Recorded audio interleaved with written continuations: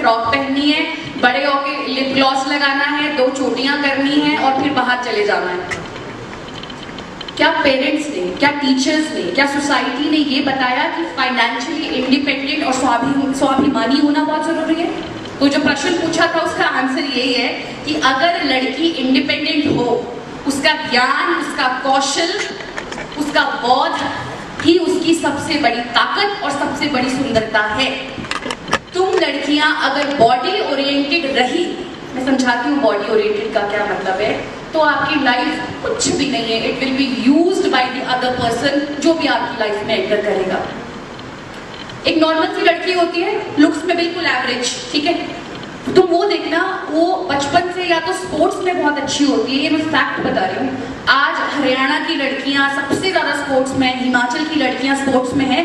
Fact को face करते हैं कि बड़ी एवरेज लुकिंग लड़कियां होती हैं, क्योंकि अगर एवरेज लुकिंग ना होती तो बॉलीवुड में होती, सिंपल एज दैट, या कहीं मॉडलिंग कर रही होती।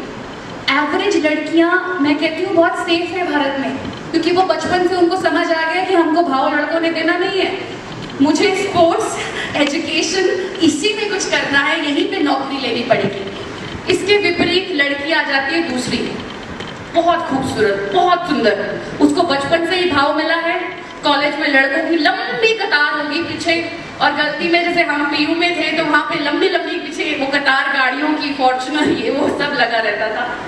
तो उस लड़की को ये समझ आ जाता है कि मेरी जो शक्ल है ना, ये ट्रांजैक्शनल है। ट्रांजैक्शनल का मतलब है कि मेरी जो सुंदर शक्ल है, मैं इसको दिखा के कुछ भी हासिल कर सकती हूँ। हो सकता है मुझे प्रोफेसर कभी फेल ही ना करें, हो सकता है मुझे जॉब में वॉक इन इंटरव्यू जाऊं, मेरा खोपड़ा देख के वहां मुझे सिलेक्ट कर ले, कुछ भी हो सकता है ना। सुंदरता, तुम देखना, इसको फैक्ट भी है कि सुंदर चेहरे जो हैं वो आपके यूजुअली ट्रांजैक्शनल होते हैं और कॉमर्शियल होते हैं, उनको कहीं ना कहीं सफलता मिल जाती है। लड़की सुंदर हो तो माँ बाप भी उसके ज्ञान और कौशल पे बचपन से ध्यान नहीं देंगे। उनका एक सपना होगा, बस लड़की सुंदर है, अब कोई अमीर लड़का मिल जाए। माँ बाप गलती से ये भी नहीं सोचते कि अच्छा लड़का मिल जाए, वो बोलते हैं अमीर लड़का मिल जाए। प्राइवेट में है तो बहुत बड़ा पैकेज हो उसका, नहीं तो सरकारी तो चाहिए चाहिए। सरकारी लड़का है फिर तो बल्ले बल्ले है ना, बाकी सब थल्ले थल्ले, बट सरकारी लड़का है तो बहुत बढ़िया। और वो लड़की भी अपने आप में कुछ नहीं करना चाहेगी, क्योंकि उसको पता चल गया है मैं सुंदर लड़की हूँ, मैं घर में बैठूंगी, पति कमा कर लाएगा और मुझे बस खाना खाना है या फिर बच्चे पैदा करने हैं, फिर उसके बाद बच्चों को अच्छे कॉन्वेंट स्कूल में भेजना है, तो यहाँ कैम्ब्रिज है वहां भेज देंगे, और बस उसके बाद क्या है, मुझे आराम करना है।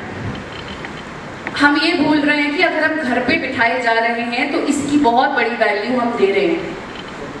इफ यू थिंक कि हाउसवाइफ जो हैं, जो घर पे रहती हैं, वो फ्री में है या उनका कुछ नहीं जा रहा, तो बहुत बड़ी गलती है। उन्होंने अपनी पूरी जिंदगी किसी के हाथ में दे दी है, और ये कहा गया है कि हम घर पे बैठ के अब हम खाएंगे।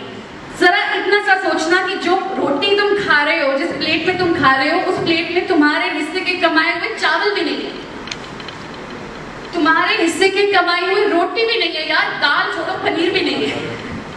तो इसमें इक्वालिटी कहां से आ गई? मेरी लाइफ में मैं जितनी लड़कियों से मिलूंगी, मैं उनको बेबाक तरीके से बोलूंगी कि प्लीज फाइनेंशियली इंडिपेंडेंट हो जाना। डिसीजन मेकिंग और करेज तो पीछे पीछे दौड़ के आते हैं इन दोनों चीजों के, बट अगर तुम फाइनेंशियली इंडिपेंडेंट नहीं हो और तुम्हें लगता है कि शादी के बाद सब कुछ मिल जाएगा, तो ये तुम्हारी जिंदगी का सबसे बड़ा भ्रम है।